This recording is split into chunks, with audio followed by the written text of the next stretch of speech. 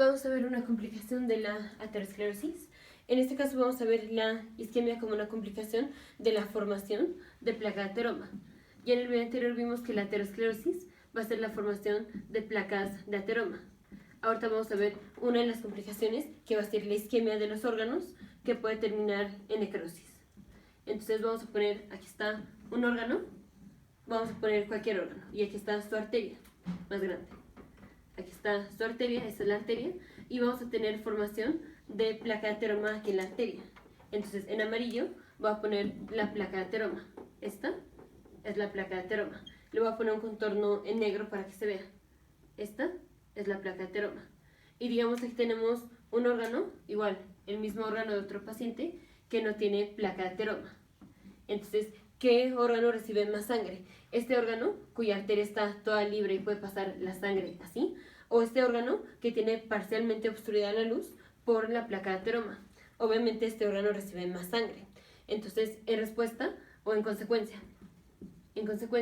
de que tenemos la placa de ateroma obviamente mientras más grande, si es muy grande, empieza a obstruir la luz de la arteria. Obstruye la luz de la arteria.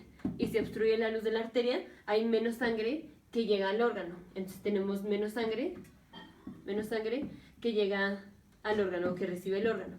Y entonces puede ser que esta sangre no sea suficiente para este órgano. Y el órgano va a tener isquemia, va a sufrir isquemia. Entonces, finalmente el órgano va a tener isquemia. O, este es un caso donde tenemos la placa que crece, y va obstruyendo la luz de la arteria y entonces recibe menos sangre el órgano y entonces tiene isquemia. La sangre que le llega ya no es suficiente para suplir su demanda de oxígeno y de nutrientes y todo. Pero puede haber otro caso en donde tenemos igual la placa de ateroma, tenemos sangre que le está llegando al órgano, es menos sangre, tenemos menos sangre que le está llegando al órgano, pero puede ser que con esa poquita sangre que le está llegando al órgano sea suficiente para suplir la demanda de oxígeno y de nutrientes. O sea, obviamente sí le llega menos sangre ahora que tenemos la placa de ateroma, pero puede ser que con esta poca sangre que le está llegando todavía sea suficiente para suplir la demanda normal de este órgano. Entonces eso lo voy a poner, menos sangre al órgano, pero todavía es suficiente. Todavía la sangre que recibe es suficiente para la demanda normal, de nutrientes. Pero ahora vamos a ver qué pasa si por alguna razón este órgano necesita más sangre. Por ejemplo, digamos que este es el corazón. Si hacemos ejercicio, obviamente el corazón va a tener más demanda de oxígeno, van a recibir más sangre. Entonces, en condiciones de ejercicio, por ejemplo, vamos a necesitar más sangre, digamos, aumenta la demanda. Aumenta la demanda de oxígeno molecular o de sangre.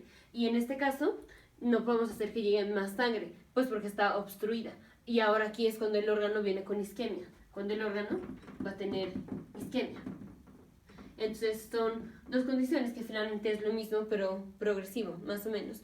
Vamos a ver los dos casos que puse. Uno es, tenemos aquí un órgano, y este órgano recibe menos sangre que un órgano que no tiene la placa de ateroma en su arteria. Aquí tenemos la placa de ateroma, aquí no tenemos la placa de ateroma. Obviamente este órgano recibe más sangre que este órgano que tiene la placa de ateroma.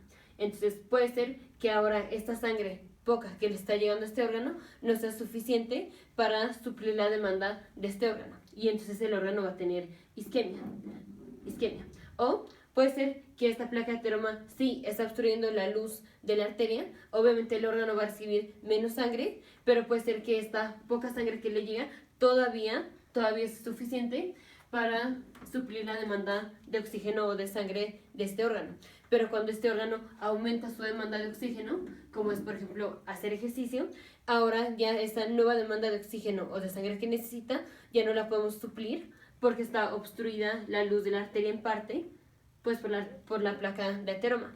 Entonces ahora en este caso viene con isquemia.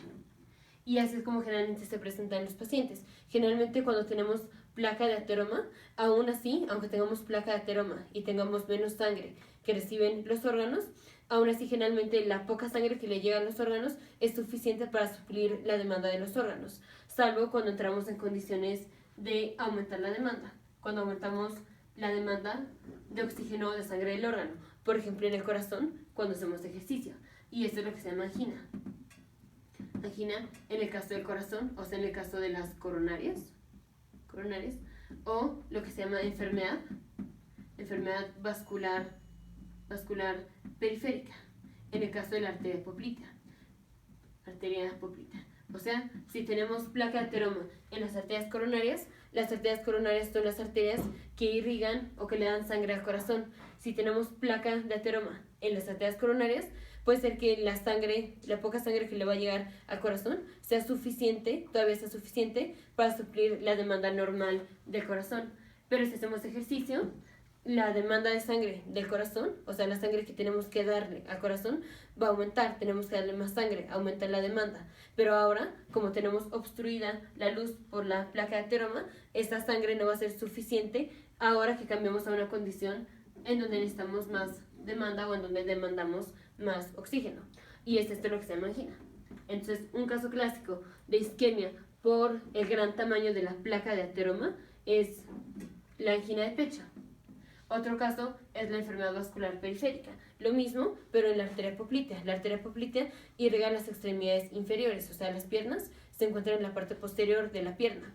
Y si tenemos placa de ateroma ahí, en la arteria, digamos, esta es la arteria, y tenemos la placa de ateroma.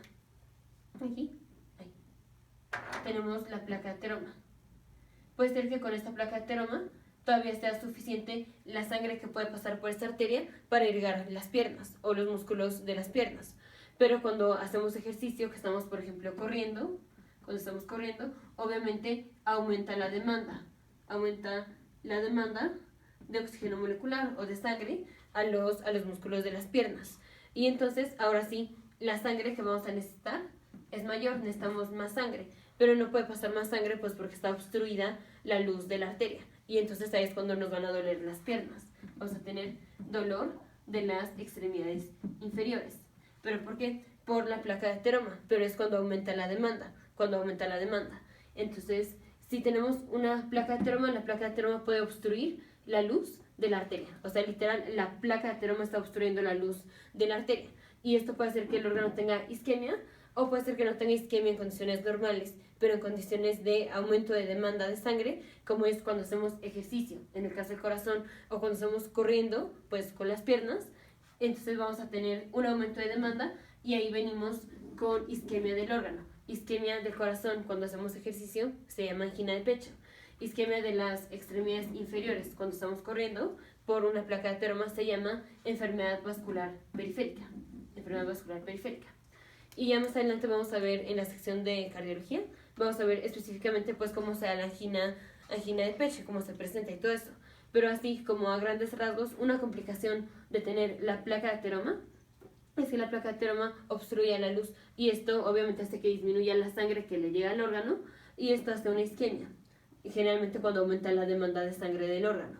Y entonces tenemos isquemia que puede progresar a necrosis del órgano. Nos vemos en el siguiente video, futuros médicos, científicos, ingenieros.